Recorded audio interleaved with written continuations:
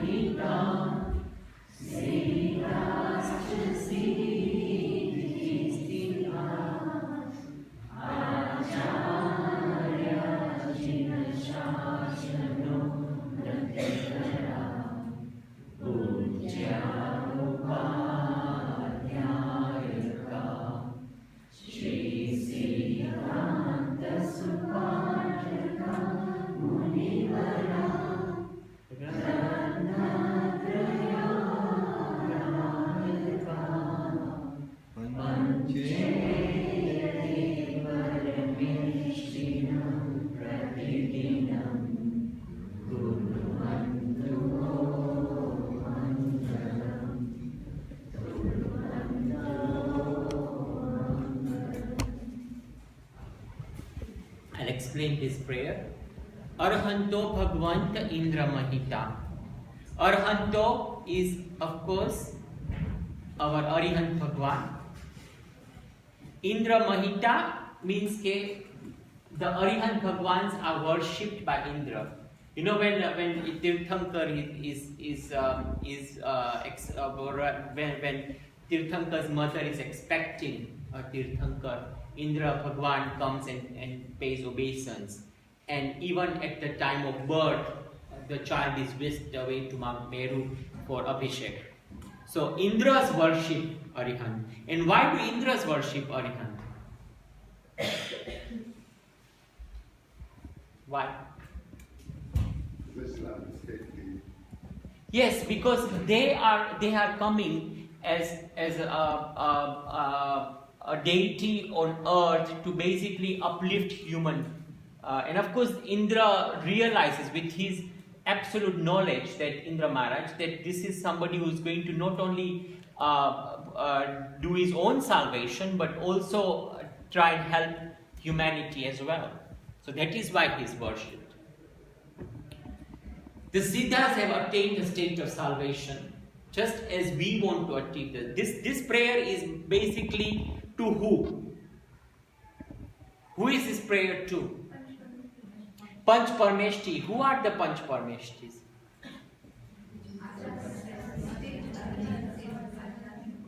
But what do they all represent?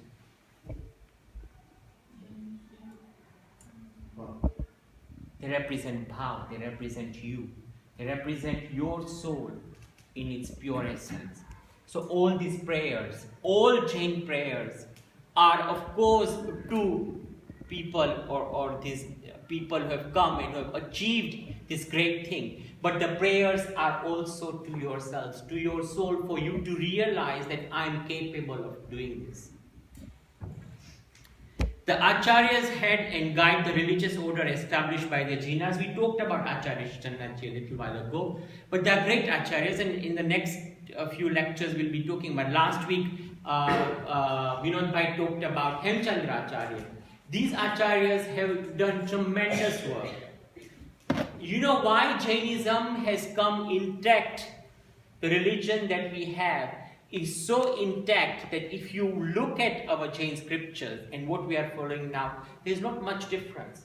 And the reason why it has not diluted is because we've had some tremendous great Acharyas who have aligned with kings, who have aligned with noblemen. If you go to Jaisalmer, if you go to all these places in Rajasthan, if you go to Baroda, if you go wherever you go, Jain Acharyas have left tremendous heritage for us. because they have aligned with kings. They have made sure that Jains have protected it. Even to date in Ahmedabad, during Paryushan, they do not consume meat. Meat is banned completely. Yeah? Rather in Gujarat. The revered Upadhyayas are very well versed in the scriptures. So, Sri Siddhanta Supataka Munivara, Acharya ji na Shashano. So, Jain Sashan Acharya ji through Aparne Mare. That is how we have come to find out about Jainism. Pujya Upadhyayaka, that means they are the ones who are well versed in scriptures. So, they explain the scriptures to their Sangh.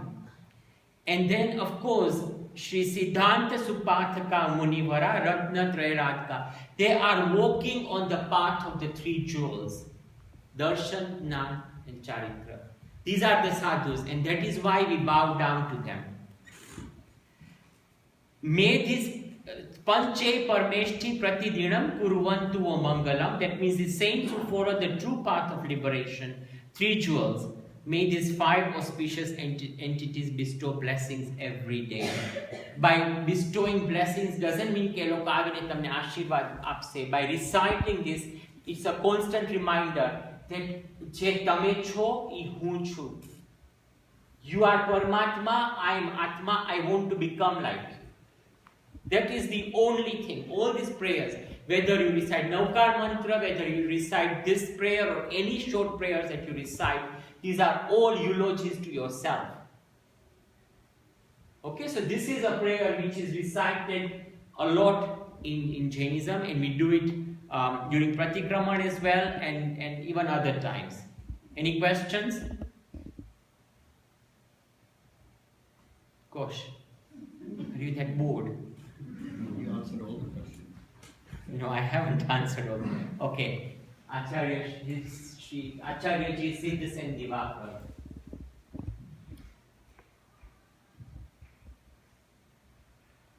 Siddhasen Diwakar was an Acharya of Jainism in the 5th century. See, now there is, one other thing. The problem is that, like some of these Acharyas, like Siddhasen Diwakar, there is very little written information available.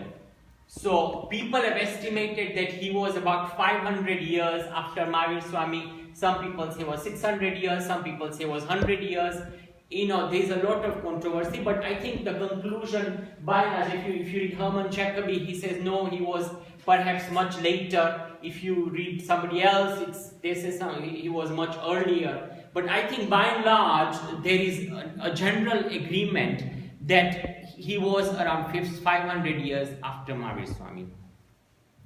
He was the best known Jain scholar of the time. He was like the illuminating lamp of the Jain order, and therefore came to be known as Diwakar, the lamp maker.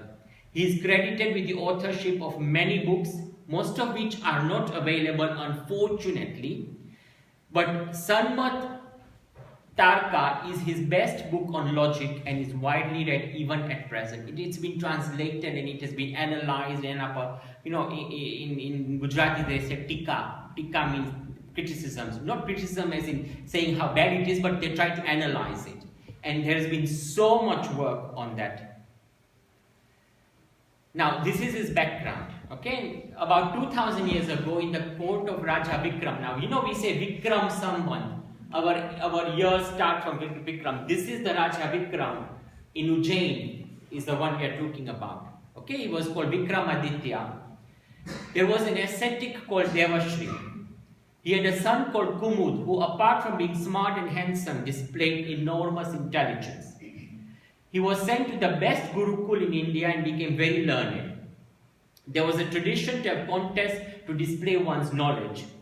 Kumud won each and every time, not only in Raja Vikram's court, but in well-known courts all over India. He became very vain and laid out an open challenge to anyone that who is proven superior than him in knowledge, he would become their student. No one came forward, and thus Kumud became very arrogant. When you are sort of tremendously knowledgeable, and by the way, there is no other arrogance greater than having knowledge. Okay, when you have knowledge, you think you know everything. And this is what happened to him because he thought he was the best. At that time there was Acharya Vriddhavadi, who was the head of the Jain religious order and was very, very learned. In fact, he was so learned that he realized that Kumud could be and will be somebody who is going to transform Jain religion. And so, when somebody told Kumud that his universal contest would remain incomplete until he vanquished this Jain Acharya, Kumud ran to contest with him. Now what happened here was that he went to this particular place where the Acharyaji was staying, and Jain Acharyajis do not stay, or Jain sadhus do not stay in one place for a very long time. They keep on moving. The following morning, as Kumud was going, this Jain Acharya moved away. So Kumud ni vanity ketli kharab. He thought, my God, this guy is scared of me, so he's running away. Okay, so he tried to overtake this Jain sadhu and he intercepted him in a field where there were cowherds. And he informed the Acharya that he was Kumud Chandra, the most learned man of India, and since the latter claimed to be very learned, he had come to have a contest. The Acharya realized that this Kumud is somebody who is going to become a great Jain Acharya. In fact, greater than he himself. So he's agreed to have a contest. Because Kumud had said that whoever beats him, he will become his disciple. Yeah? So, Kumud being very impatient, he said, no, I want to have a contest. Acharya said, no, we better go in the presence of some learned people so they can judge, who is the better person. But this guy said, no, I want to have it here right now in presence of these cowherds. So he said, fine, let us make them our judge. Now, look at the intelligence. Acharya Shri realized that Kumud's knowledge was obscured by vanity. Now, this is applicable. Gnanavarniya karma, Gnanavarniya karma can actually bring arrogance, and therefore, tamaru intelligence it gets obscured because you are so proud of your own knowledge that it can happen. So Acharyaji thereupon agreed and asked Kumud to first make his presentation. And Kumud went on, he said, he started exposing the weaknesses of all the religions, including Jainism, and he analyzed everything because he was absolutely very learned.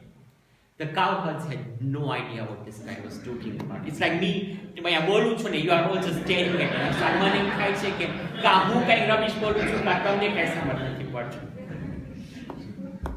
Then came the turn of Acharyaji, and he knew the real caliber of the cowherds and asked them to form a circle and recite his song. And then with his melodious voice, he started singing a song with the following lines. Non-violence is the path of peace that ultimately leads to bliss. Yeah, so that's what he started singing. So of course the cowherds joined in and they said, oh, merrily they were singing away and they were playing music to it, and they sort of got a bit carried away. So at the end of the song, Acharya said that he did not want to say anything else. Kumud was sure that his exposition was very well received, and he asked the cowherds, who was the winner?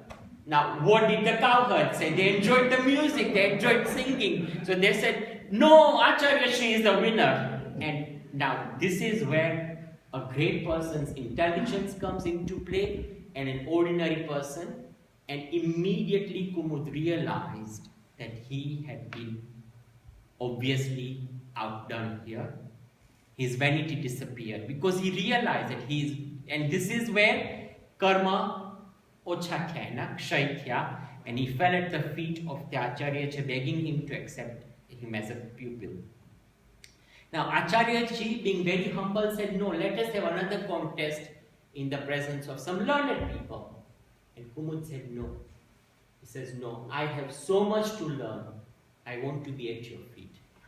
And he made him realize the essence of knowledge lay in equanimity of mind and not in vanity with which his own knowledge had been clouded. So Kumud became his pupil and was renamed Siddhasen.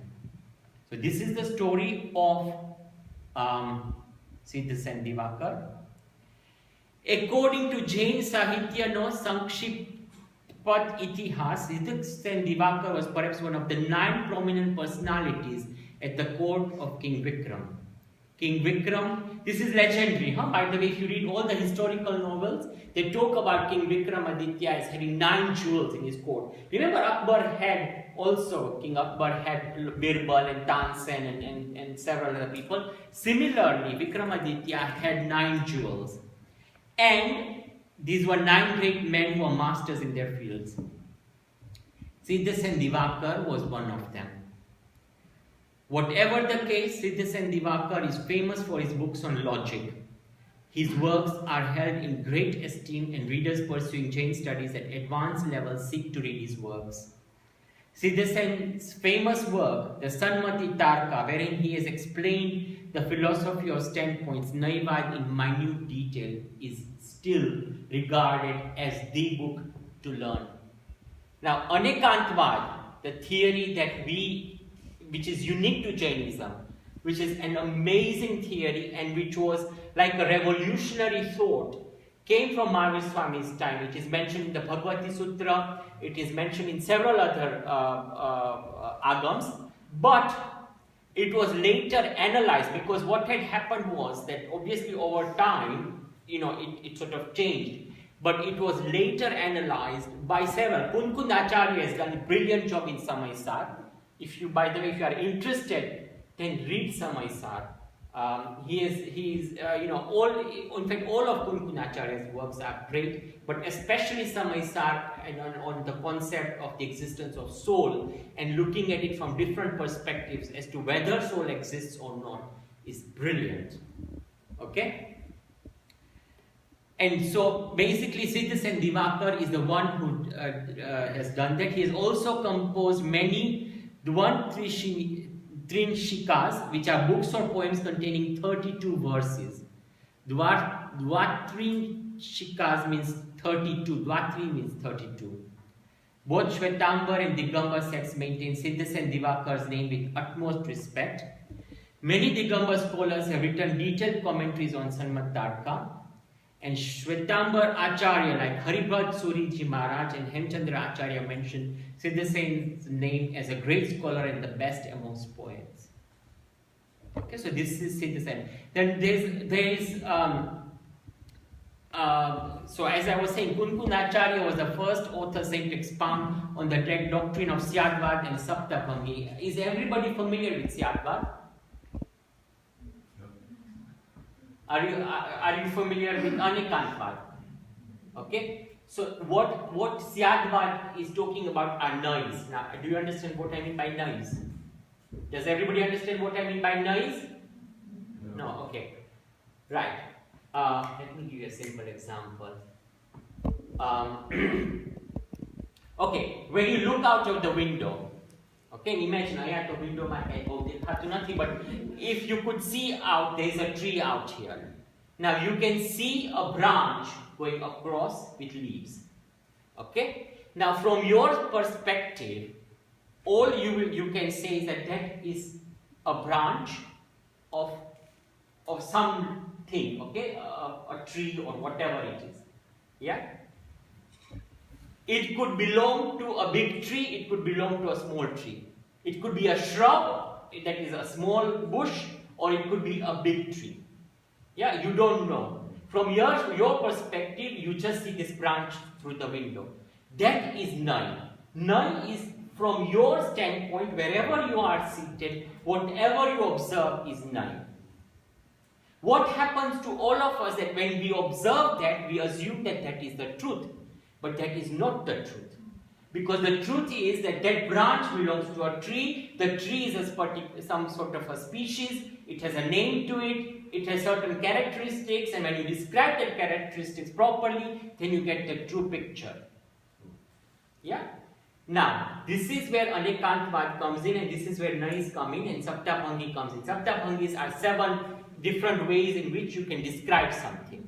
That a thing exists, that a thing doesn't exist, that a thing exists but doesn't exist, and there's a whole lot of things. I mean, I could talk about it, but I'm not going to talk about it right now, because that's another topic altogether. But Nai represents a particular from a particular prospect or a particular viewpoint.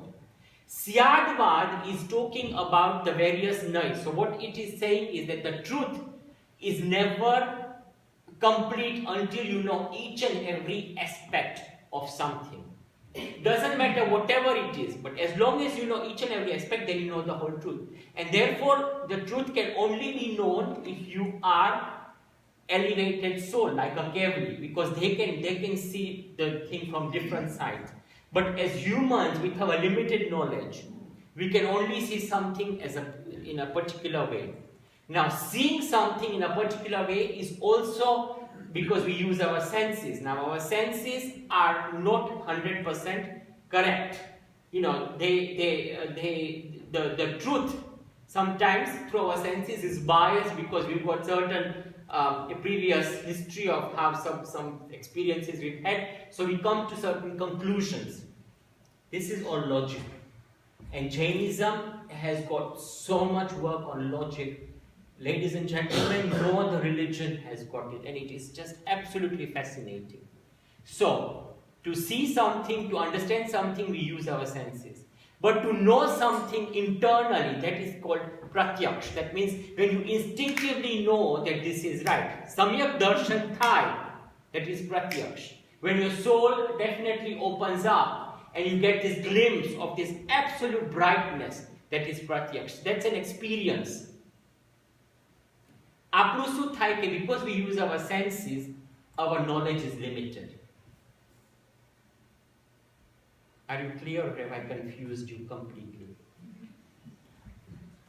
You're clear. So, I've got 5 more minutes.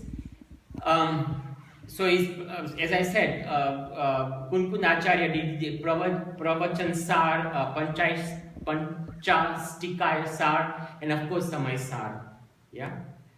Proper classification of the noise was provided by Acharya Umaswati, which is Tattva Sutra. Tattva Sutra, again, brilliantly described on various aspects of Anekantvad, and it's really worth understanding, especially the translation by there's a translation. Which translation you are looking at? There's a particular. It will come to me just now. So there is a translation in English which is very nice. Siddhasen Diwakar further fine-tuned Jain epistemology and logic by expounding the concepts of Anekantvad in proper form and structure. So je Anekantvad આપણે અત્યારે ભણીએ છીએ ને, that is from all these people. Yeah. How is that different to Anekantvad? It's not. These are just these different aspects. Jain logic, the main thing is Anekantvad. And it explains Anekantvad through Syad, through Syadvad and Naivvad are 2 parts. It also explains, when you talk about different types of knowledge, Shruti Gnan, Mati Gnan, Avdhi Gnan, Manaparya Gnan, and Keval Gnan, yeah? It explains how we absorb knowledge.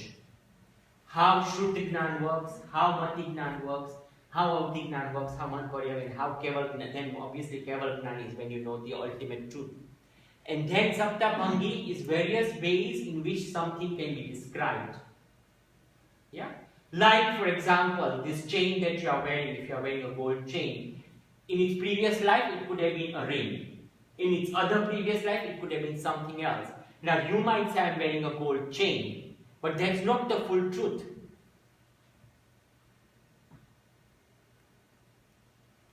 Yeah? So this is chain logic. Or if you take a pot, if a potter makes a pot, and the clay he's made into a pot, so you can say that is a pot. But that's not the full truth, because the pot in its previous life was something else, in its previous life was something else.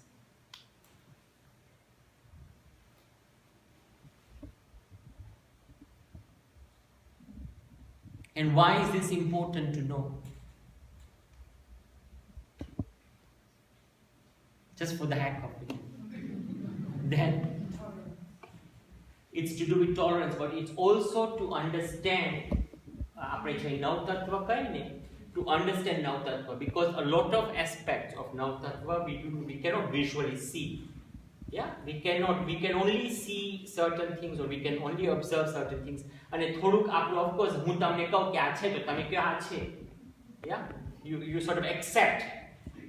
But the whole idea of this chain logic is that you are supposed to question and you are supposed to inquire. It's an inquiry from all aspects. You say, okay, from this side, does this hold truth? From that side, does it hold truth? From this side, does it hold truth?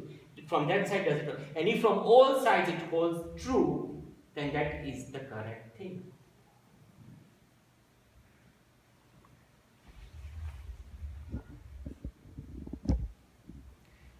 Now, this is where I will stop. Now, this was the conversation that happened, okay? Vikramaditya, the king, said, what is the truth?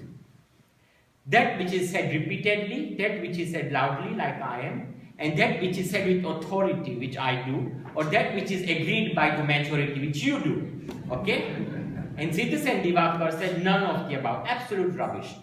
Everyone has its own definition of truth, and that it is conditional. The tragedy of human nature is that કે આપણને લાગે કે મને મેં આ જોયું છે, મેં મારી આંખેથી જોયું છે, આ સાચું હશે. If you hear a tail end of a conversation, what do? You put in the beginning of the conversation and you jump to your own conclusion, don't you? And we do it all the time, in every aspect of our life. Vikramaditya said, how about traditions? They've been established by our ancestors and have passed the test of time. Like, તમને કોણે કીધું છે કે દેરાસરમાં દર્શન કરવા જવાનું? મારું સ્વામી તો નથી કહી ગયા કે તમે પ્લીઝ મારી મૂર્તિની સામે દર્શન કરજો. Sorry? Sandipbhai. All I'm saying is that tradition doesn't mean it's true. Question it. Diwakar said, would the system established by ancestors hold true on examination? This is what I was saying. When you examine it, does it hold true? Does it make sense to you? Now, making sense to you doesn't mean, okay, because remember that the mind plays a lot of games with you. And the mind tries to justify a lot of things to you. So, for example, if you don't want to do things, the mind will try and justify. Yeah? In case it does not, I'm not here to justify it for the sake of saving the traditional grace of the dead. Irrespective of the wrath I may have to face. And he did face wrath, by the way. He criticized a lot of Jain traditions and he was outcast from the Jain community. And then he, of course, did a lot of penance and for, I think, 12 years or something like that. So this is where I will end, because I've just been told time is up. And thank you very much for listening to me.